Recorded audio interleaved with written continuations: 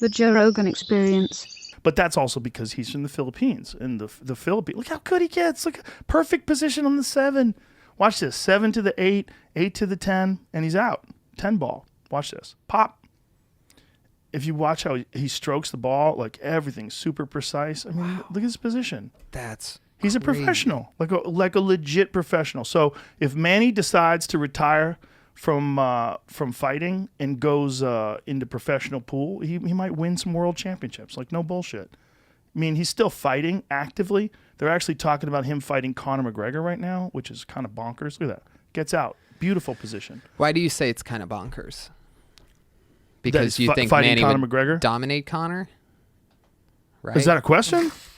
You're talking about one of the greatest boxers of all time. I agree. Against a guy with one professional boxing match. I agree, and I'm a huge Manny Pacquiao fan. But But is there a butt coming? there is a butt coming. I can't believe it. The other week, I Conjunction, rewatched McGregor Mayweather since it's been like done. It was on my Showtime app, and I wanted to watch some boxing. It popped up, and I clicked on it.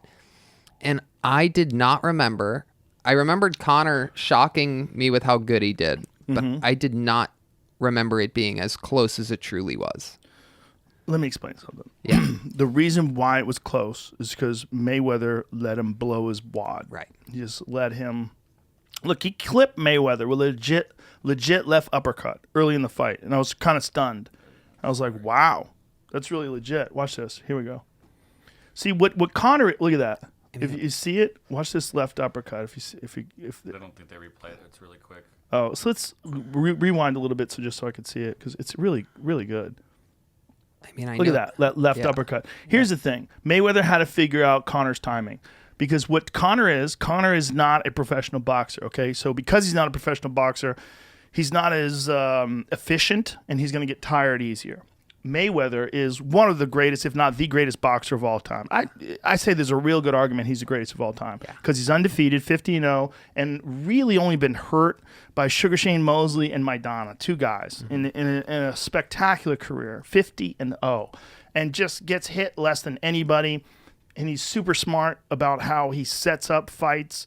One of the things he does is he talks a mess of shit and gets everybody wanting to root for him to lose. He'll show you all his Rolls Royces. He'll show you all his money. He'll show you all his watches. And everybody's like, he's going to go broke. He's going to go broke. But he never does. Yeah. He keeps making money. He keeps making money. Yeah. So because if you look at his style, he's got a brilliant style. His style is take the minimal amount of damage, find your openings, and then establish your game, and then dominate. Yeah. And that's what he's done to everybody. That's what he did to Manny Pacquiao in their fight. And, Manny Pacquiao apparently had a fucked up shoulder, but that's what he did to Ricky Hatton, dominated Ricky Hatton, who at the time was, one of the best in the world, and a guy that a lot of people were interested in seeing how he would do against Mayweather. And then the second fight with Maidana, you get to see the brilliance of Mayweather, because he knew he got clipped in the first fight.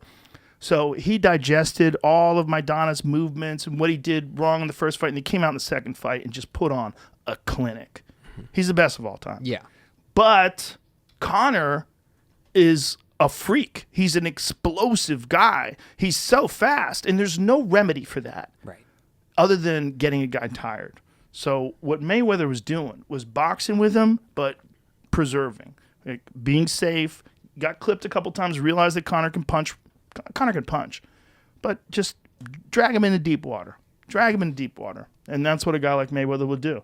He's the most intelligent in terms of his overall strategy to preserve his health, yet to always win. I mean, he's the most intelligent. He's so good. All the greats have suffered losses and setbacks, and except him. Yeah. Except him. We don't even know what it's like. I mean, we don't even know how he would recover. We know he's had tough fights. He's had a couple of tough fights. But, dude, he's so goddamn good. He's so protected. He knows where to be and where not to be. He's so composed. Like, look at that. Look at that movement. Look how he moves away from everything.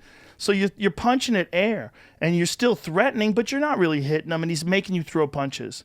And occasionally you clip him with a shot as he's moving away, and he rolls with a lot of shit. So it's real. You got to be a guy like Sugar Shane Mosley really clipped him, like really hurt him.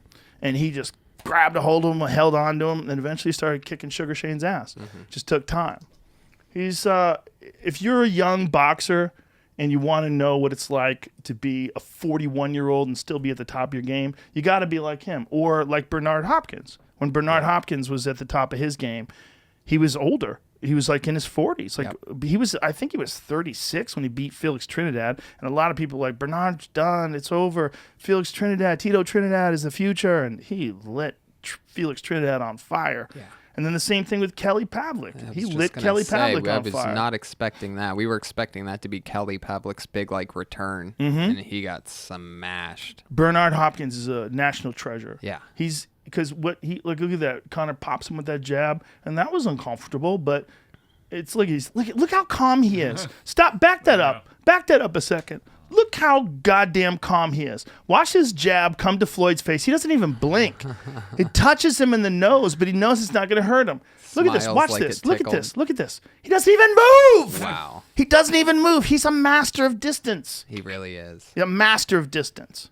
Bernard was a master of distance too, and Bernard was a different kind of style, different kind of defensive style. Bernard would frustrate guys a lot. He would clinch with them, tie you up, make it very physical. And guys get real frustrated, and they didn't know what to do, and they just wanted to fucking start winging punches, and then he'd get right in your face again and clinch a hold of you, but then break with you and catch you with a left hook, catch you with the right hand. Always defensive, always protected, always disciplined, you know?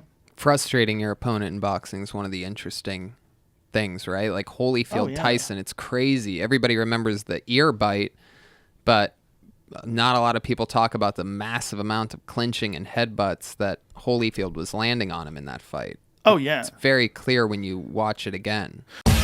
Episodes of the Joe Rogan Experience are now free on Spotify. That's right, they're free.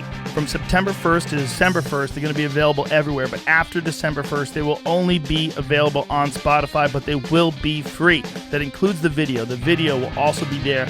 It'll also be free. That's all we're asking. Just go download Spotify. Much love. Bye-bye.